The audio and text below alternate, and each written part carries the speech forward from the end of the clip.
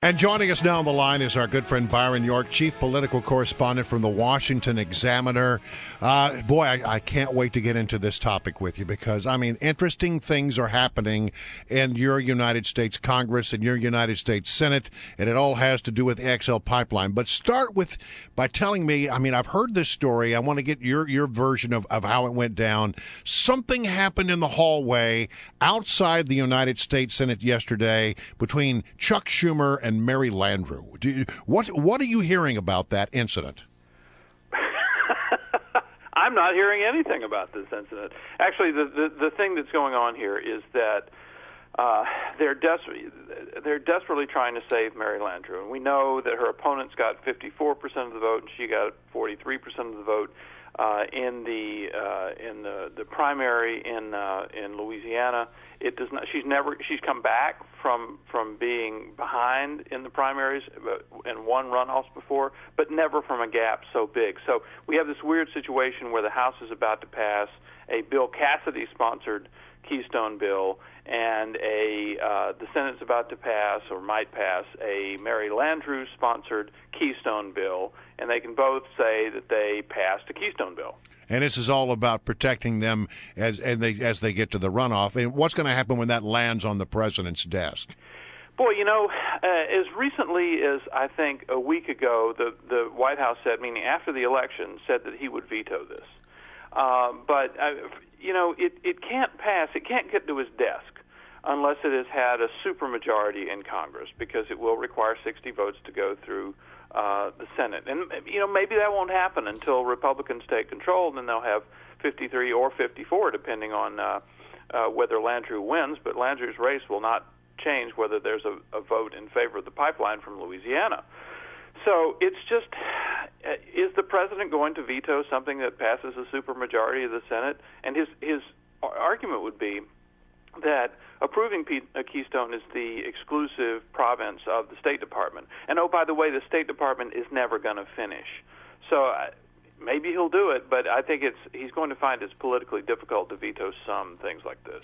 Byron York, a lot of people in this town are talking about these videos that have been uncovered of Jonathan Gruber, one of the architects, one of the smart guys who came up with the whole Obamacare strategy, basically saying, yeah, we didn't tell the truth when we put this bill together. We couldn't, otherwise we would have never gotten it passed. Is this potentially being seen by Republicans on Capitol Hill as momentum for pushing again for a repeal of Obamacare? Well, first of all, a repeal vote is going to happen because all of these new senators and new representatives campaigned on doing it. And now, okay, it doesn't pass. The Democrats stop it, and they've got lots of other votes that they want to have on Obamacare, on the medical device tax, or on the individual mandate, or on a number of other things in Obamacare. But this repeal vote actually will happen, and the Gruber thing makes it much, well, let's just say I think John McCain said it gives them a lot of ammunition to push their case, and it'll give them a lot of "we told you so." I was looking at some statements from Republicans in recent months, and in May, on the night he won the Republican primary, Mitch McConnell said that a vote for his opponent would be a vote for Obamacare and a president, quote, who sold it to us on a mountain of lies. And Marco Rubio in November of last year said Obamacare's passage was built on a foundation of lies. Well, now you're hearing them talk about that a lot more, and the Gruber is like exhibit. We have 3 tapes now, so it's exhibit A, B, and C. Yeah. He's admitting it, indeed. Yeah, that's right. Well, and like the part where he said, "Oh, I was speaking at an academic conference. It was off like it didn't. Yeah. So I guess that was okay." That makes it different. Yeah. Well, and also let's not forget, if I may, Byron, I think this may be exhibit A. You will be able to keep your doctor. Period. Let's not forget the last time we had a debate about Obamacare and possibly repealing it. It was about a year ago, last month during the government shutdown, and that was before everyone started to realize that they were losing their doctors. So the conversation certainly needs to be had. No, it's very interesting that you play what the president said, and we all know the president said that over and over and over again.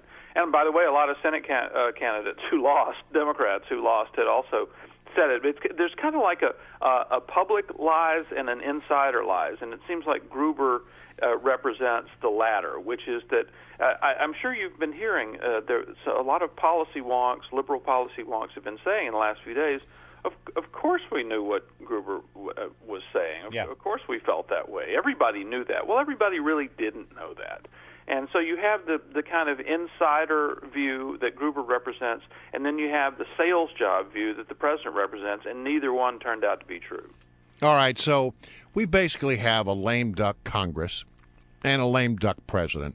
And many people who study politics and watch politics very closely will tell you that's a very dangerous thing. So tell me, what are we going to see out of this lame duck Congress beside the things we've been talking about? Well, the lame duck president's in for 2 more years. The lame duck Congress just has a couple of months. Right.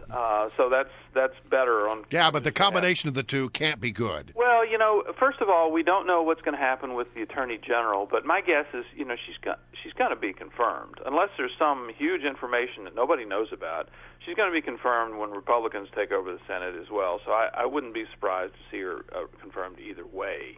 The only thing they really have to do is to fund the government, because their last funding bill went to December 11th. And so my guess is, as you know, there's always somebody trying to attach something to a funding bill, which, if they're not satisfied, could lead to a shutdown. We know what Mitch McConnell thinks of that kind of thing.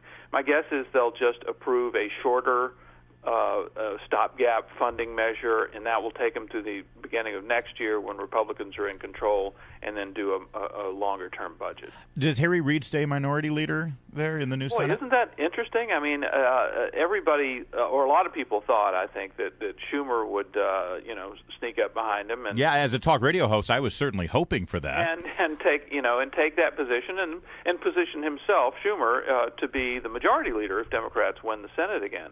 But so far it has not happened. I mean, there are a lot of people lying on the side of the road who underestimated Harry Reid. So he appears to be. We won't know till they vote in January, and it is a secret vote. He's up for re-election in 2 years. He had a bit of a scare with an imperfect candidate last time around. This time it'll be in a presidential cycle. He's now going to be the minority leader for 2 years. I mean, what's in it for Harry Reid at this point? That's a great question. Well, he's gotten a lot richer in the Senate. I know that's the case. But you're right. In 2010, remember, he ran against Sharon Angle, who did not run a very good campaign at all, whose campaign was mostly consisted of hiding from reporters, if I remember correctly. And he may have a much better Republican candidate running against him in 2016. But I tell you, in Nevada, with the unions in Las Vegas hotels, the Democrats have been enormously effective in getting out the vote and just making that happen. And a lot of people, including me, thought that Reid stood a chance to lose last time, and he came out ahead. So I really would not underestimate him, A, as a Senate operator, and B, as a Senate candidate, even though he's also getting on up there in years. All right, listen, thank you so much, Byron York, for joining us. Greatly appreciate it. Enjoyed it, guys. Thanks. All right, bye-bye. Byron's the man.